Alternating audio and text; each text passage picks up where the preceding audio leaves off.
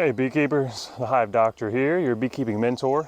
I wanted to go into another pest and disease management protocol that is important. You don't hear of nearly as often in the beekeeping industry because we focus so much on Varroa mite and those little annoying buggers called small hive beetles. But today I wanted to show you, as I go through my colonies here in one of my outyards, how I preventatively treat for American foulbrood and European foulbrood.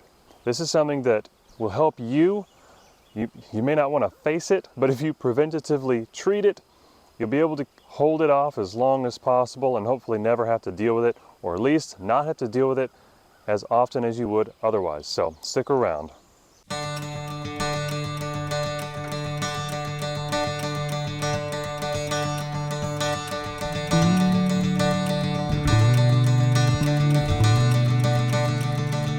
So what is American foulbrood and what is European foulbrood? Well, AFB is a spore that affects the brood in the larval stage, and so is European foulbrood. Except in the case of European foulbrood, it's a bacteria. Somehow the colony becomes infected with something in the food, and the nurse bees get this bacteria. They end up feeding it to the brood, and it infects the brood's gut. And with European foulbrood and American foulbrood, the larvae end up dying while still in the brood development stage.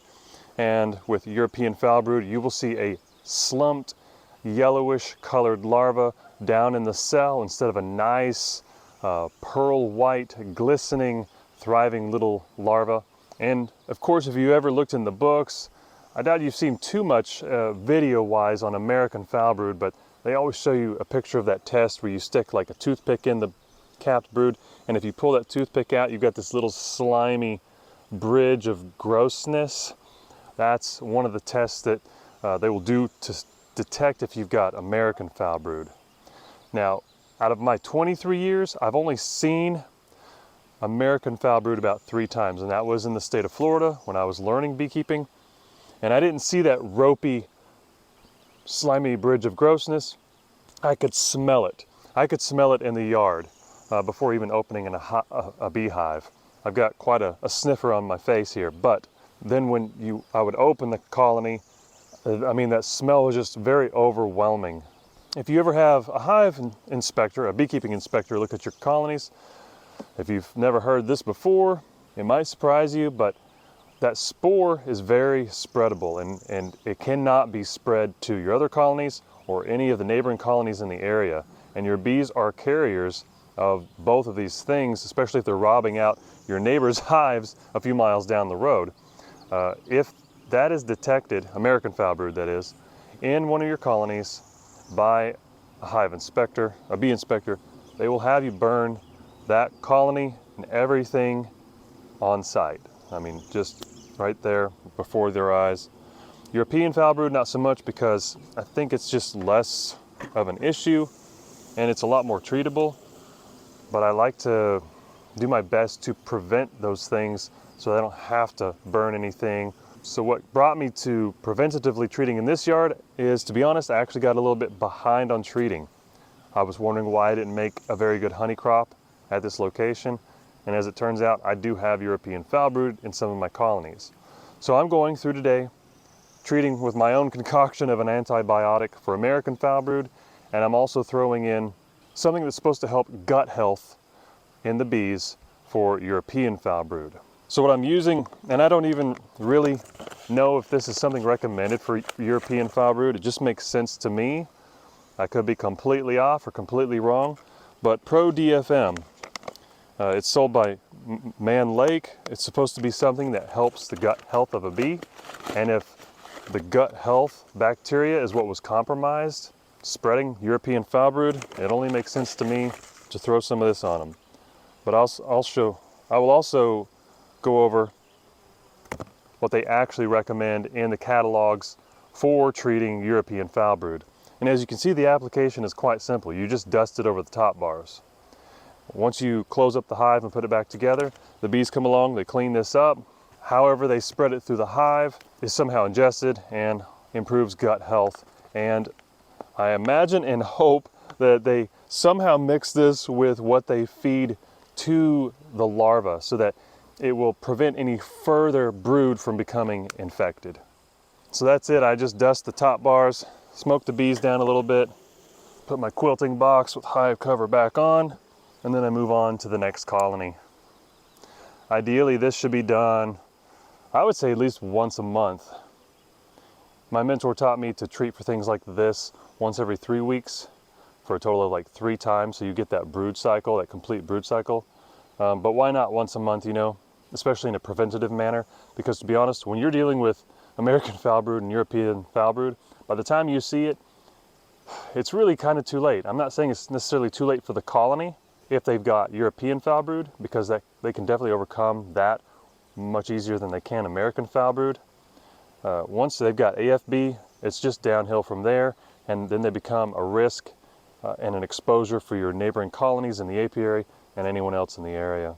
So I want to take a moment just to give you better specifics when it comes to treating for foulbroods. Mann Lake Catalog is a great resource for giving you some basic information about what you need to use and very basic information for what to look for when it comes to problems in the hive. And that's great, especially for beginners. You need to know how to recognize this stuff, and ultimately you can't get around it. At some point you're going to see something for the first time, and recognizing it is vital. I would urge you to, in your experience, to strive towards preventing these things from happening. So rather than treating to cure something once you've already seen that it's happening, treat rather in a preventative manner to keep it from happening in the first place. And again, that's an ideal thing in an ideal world, but so far I've seen very little foulbrood in my colonies, so I think it's working pretty good. I could have been better and more on top of things this time, but it wasn't. So on this year's 2024 catalog, they have a spread that talks about the different things. For example, Varroa mites, the basics, what to look for and what to do. And it does that for small hive beetle, tracheal mite, wax moths, foulbrood, nosema. And with the foulbrood, it talks about AFB and EFB. Let's talk about the foulbrood. Since that is a bacteria and a spore that can be passed from colony to colony, you need to keep this in mind when you're working multiple hives, because your hive tool is something that can spread this stuff as well. When you find it, just do your best to sterilize your hive tool, alcohol, heat, whatever it takes, or just throw it away and get a new hive tool. But you got to be careful so that the new hive tool doesn't become infected as well. I would say just treat your regular one the best you can so it's sterilized as you move from colony to colony. All right, now remember I was telling you I was using DFM to put in my colonies. I want to tell you a little bit more about that, and then we'll get to what Mann Lake suggests and what, you know, the beekeeping community in general suggests you use for treating foulbrood. So Pro DFM boasts these things: an increased detoxification of pollutants and harmful chemicals. It revitalizes the gut after times of stress, such as transporting a colony and their commute or their transition out of winter time. It's always good to clean their gut up so they don't get nosema. It also promotes digestion to better handle a pollen dearth, and a dearth is when there is a lack of something available. So there's a time of year where things are blooming, and there's a time of year where things really aren't blooming that much. And lastly, they boast that it creates stronger, more robust colonies as they go into winter, already with a clean, healthy gut. Here's what they recommend for treating foulbrood, and it's Terramycin 100 mR. The only thing is, there's one catch to this. In order to get this, you have to have a VFD, and that is a veterinary feed directive. Now, to address European foulbrood in colonies with antibiotics, beekeepers need to acquire a vet feed directive or prescription from their veterinarian. If you go on Mann Lake's website and you try to order this, you've got to click something to either submit that or say that you have submitted it. They need proof that you have that prescription available in order to use Terramycin on your bees. It didn't used to be like this. It changed a few years ago. The vet must establish a veterinarian patient-client relationship. They've got to know that you're a beekeeper and why you're using it, which is a requirement similar to that for any other animal requiring an antibiotic treatment. And of course, when you get that, it comes with instructions on how to use it. Now, the 50-pound bag that Man Lake has available is only $630.